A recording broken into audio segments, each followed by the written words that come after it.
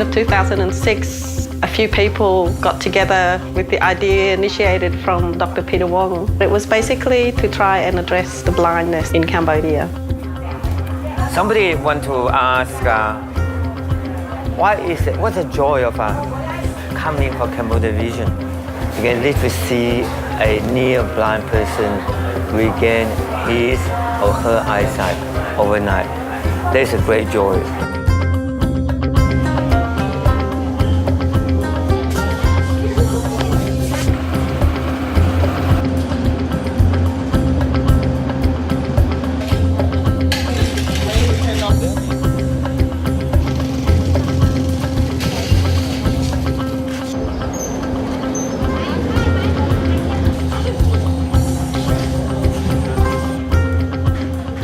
Walking, you can tell that these people have been very poor and they've been through a lot. And a lot of them are old, 70s, 80s, 90s. So a lot of them survived the whole history of this whole place, what's gone on here. So they're survivors.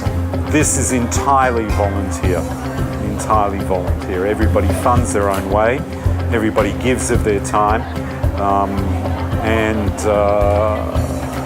their efforts and their skills. There's these surgeries done on the literal smell of an oily rag.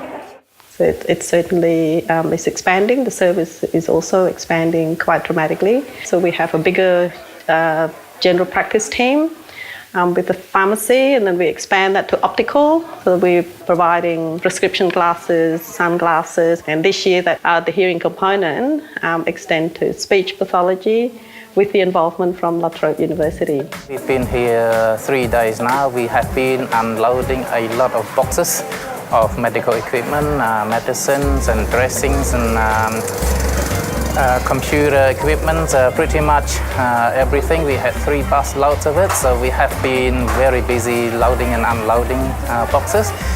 Today we have been sorting boxes so that it goes to the right department, and we're still going through with it, and hopefully we can get more things done today, and then expecting another shipment coming through the main group later on tomorrow.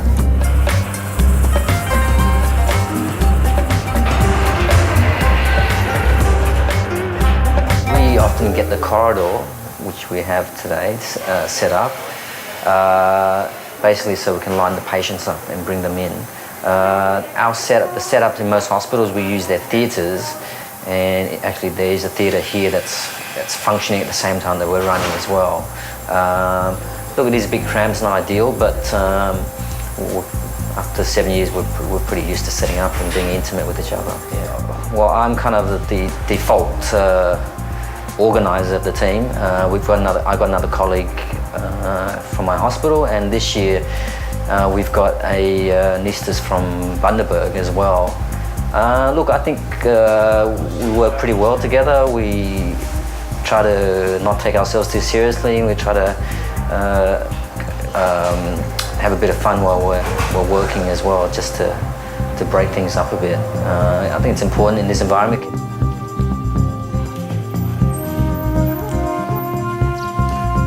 We are copying what we do in Australia or Western countries, that before any patient is going to have an operation, they'll go through the general screening to ensure that they are healthy enough to undergo operation. For example, looking at the medical history, past operation, allergy, the different illnesses, in particular hypertension, diabetes, that type of thing. Hepatitis, of course, HIV. Australia, everything's organized, well prepared, and therefore the GP had very little involvement with cataract surgery, apart from giving the whole medical history, which we all have, and tell them, look, they are fit for operation. In Cambodia, you have patients coming in right now, you don't know their medical background at all. And some of them from far away. Some of them you need to manage their illnesses before the operation, during operation, and immediately after operation to ensure that the cataract surgery will be successful. Furthermore, people will come in for a second opinion or first opinion on the health, and we do all that as well. As you saw, with the rain, we had puddles of water right outside where people are sitting now. So there's been a lot of dirt removed. We've tried to clean it up. Some tents have come in to protect us from the sun, but also they get very hot under the tents. So we're basically working on setting up the hospital, cleaning it, so it's as close to an Australian standard cataract surgery, glasses, prescription, or health check, ocular health check, and also GP health check if need be. When the first time we came here, was really poor. It was incredibly poor, and the road was terrible. The medical service awful, literally awful. But for the last 10 years or so, you can see remarkable changes in Cambodia. The roads are a lot better, the people living standard much better, the house is much better. Again, it has a long way to go. It's no different from China, no different from Indonesia. In fact, no different from Australia 50 years ago. So it is it has come a long way.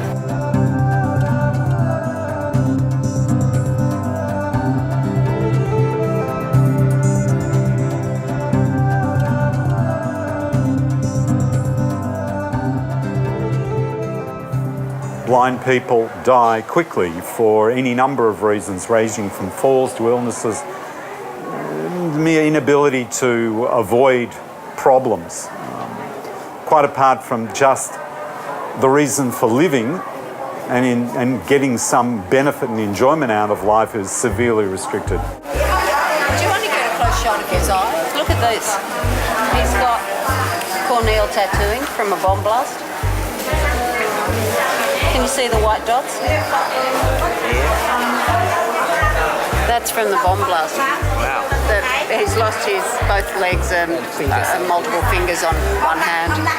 And apparently this eye's blind, and I'd assume that it went with the shrapnel on the bomb blast too. He's actually the first bilateral amputee I've seen. But I'm certain there are tons living here. One-legged, no arms.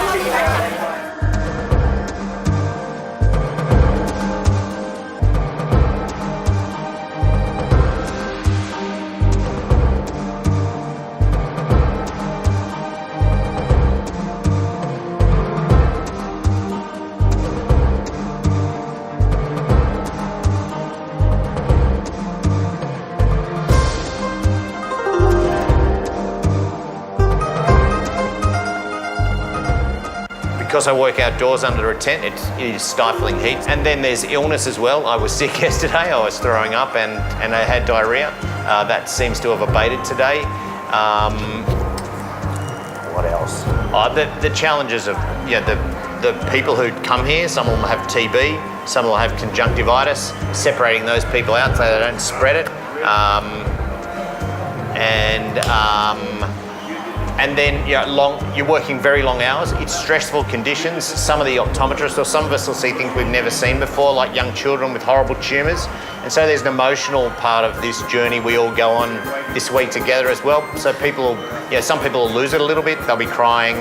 There's going to be moments which are quite tense and emotional. The good point is we have a lot of flexibility to change things to make it work the way we want it to. The frustrating thing is not having a full complement of equipment, like I said.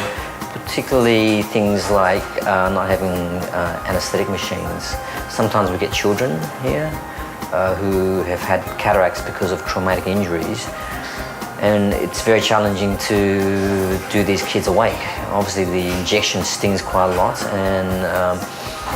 and for the kids to lie down and have drapes over them, it can be quite claustrophobic as well. And in Australia we would never do a block in those kids at all. We'd just put them to sleep and then do the block. But here the kids I suppose we have to convince the kids to tolerate the pain because the risk benefit is worth it. They have the potential to have vision again in that eye.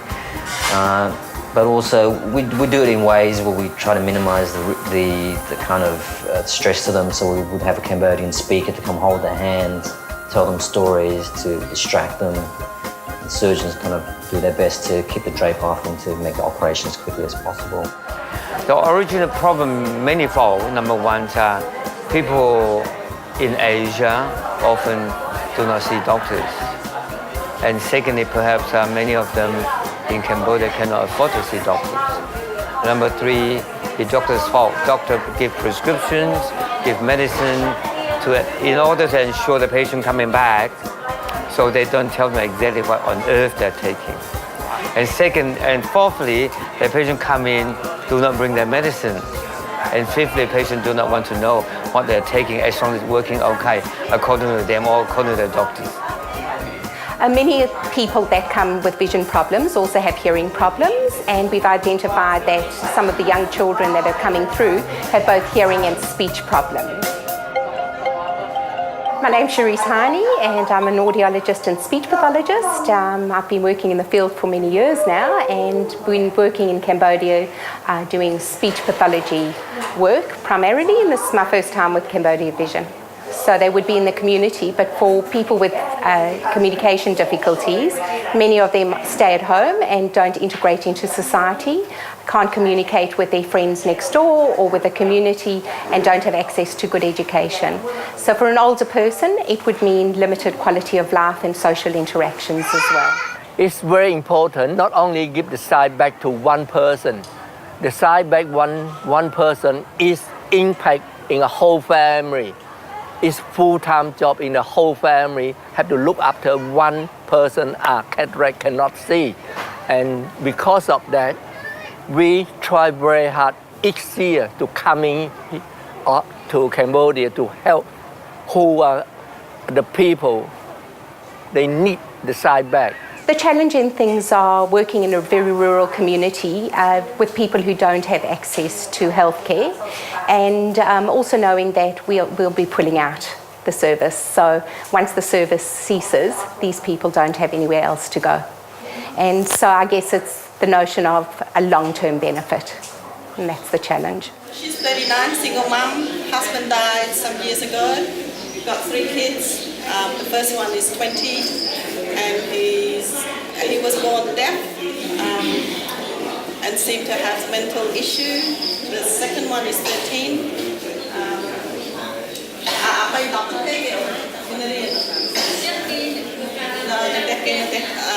Working as a maid for someone else at 13.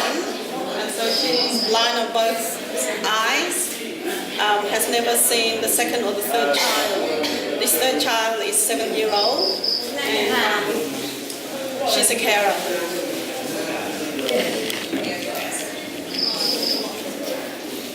You okay? Yeah.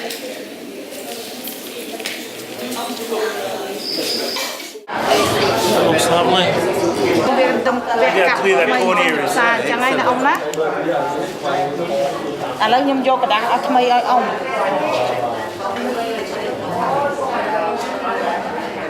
It's clear, isn't it? Yeah, perfect.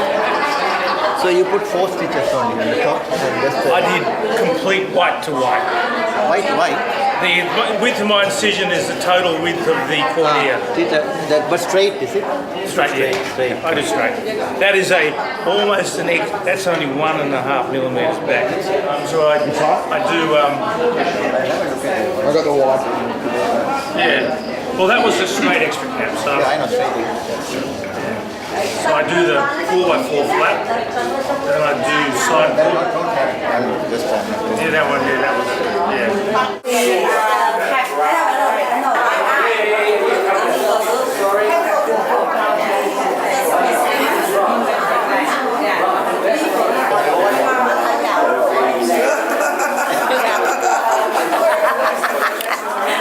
She couldn't walk for over 20 years, and she was blind as well, so at least now she could see, so she's very happy.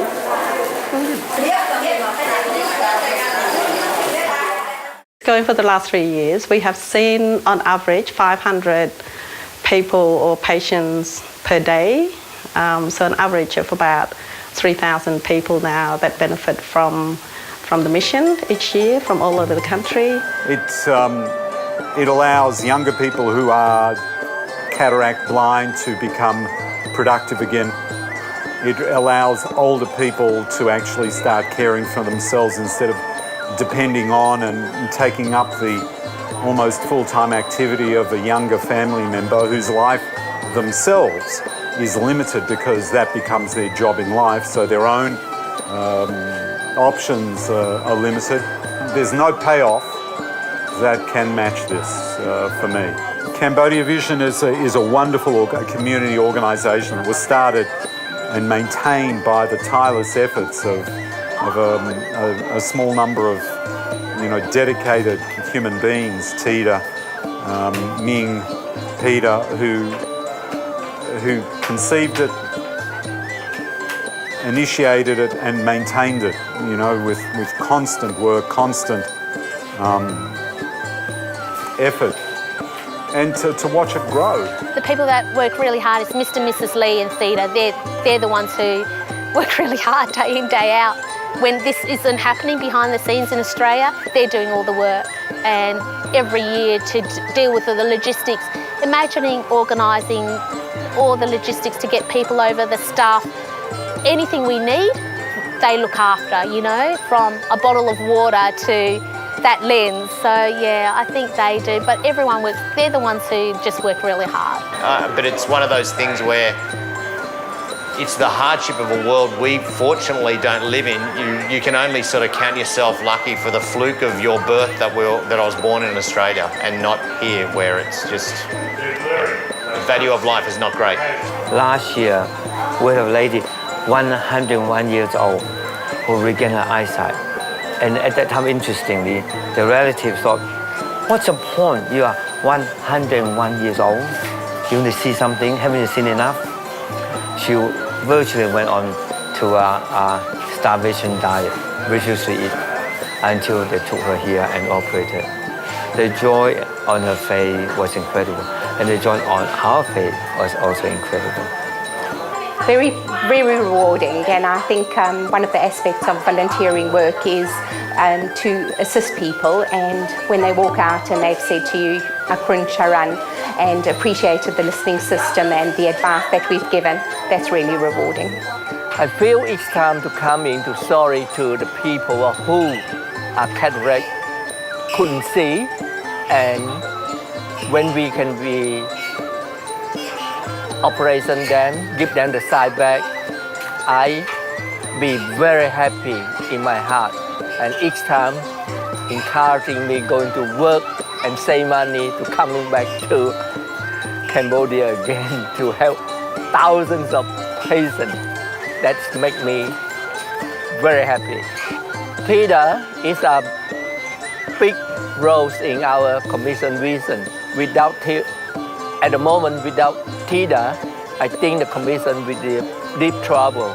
She works almost 24 hours, 7 days a week, non-stop, to contact people, whoever want to come to be a volunteer in Cambodia, such like doctor or only a support staff. We all welcome. Please, if you see us as a Cambodia Vision, help us so we can help the other.